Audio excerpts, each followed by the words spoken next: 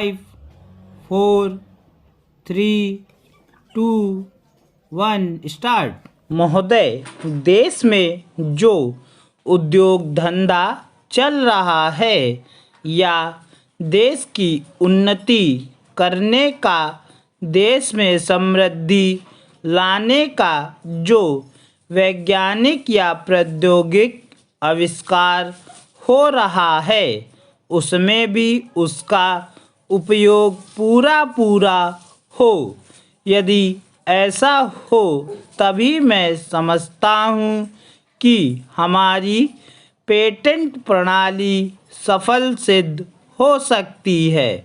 यह प्रश्न उठ सकता है कि किस सीमा तक व्यक्ति के अधिकार की रक्षा की जाए और किस सीमा तक उसके अधिकार का हनन किया जाए ताकि समाज का अधिक से अधिक लाभ हो, समाज उसका अधिक से अधिक उपयोग कर सके।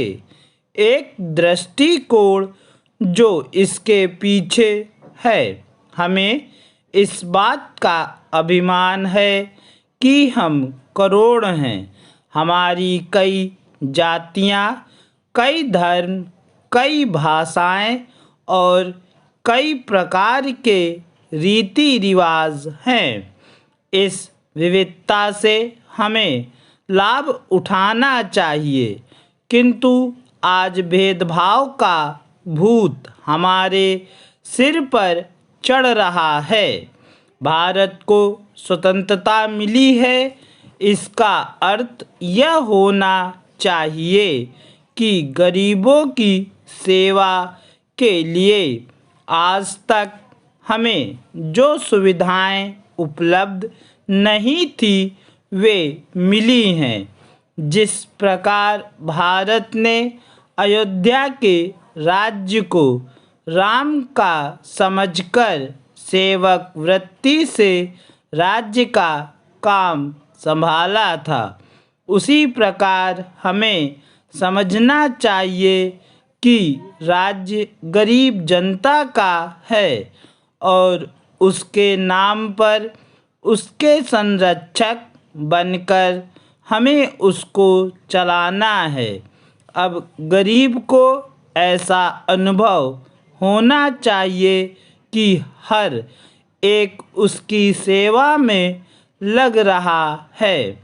सूर्य के उदय होने पर धनी गरीब सबके घरों में प्रकाश पहुंचता है। ठीक उसी प्रकार स्वराज का लाभ सबको एक समान मिलना चाहिए। इसका सुख धनी निर्धन सबको बराबर मिलना चाहिए। जनता को हमने वचन दिया था कि स्वराज मिलने पर हम आपके दुख दूर करेंगे।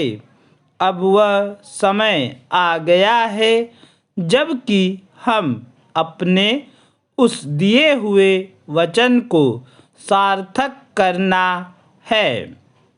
इतने बड़े देश में विचार भेद होना स्वाभाविक है।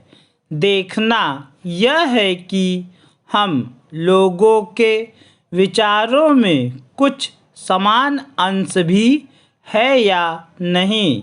यदि है तो समान कार्यक्रम बनाइए। इस प्रकार कार्य करने से हमारे भेदभाव कम होते होते एक दिन मिट जाएंगे और अच्छी बातों का अपने आप उदय होने लगेगा।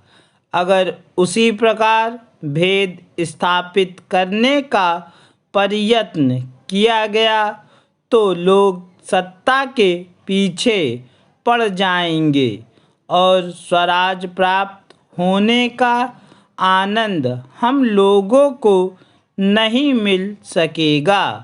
अध्यक्ष जी, किसी भी देश की विदेश नीति अपने में कोई स्वतंत्र नीति नहीं होती है, वरन वह किसी देश की आंतरिक नीति को स्पष्ट करती है। पूर्ण विराम।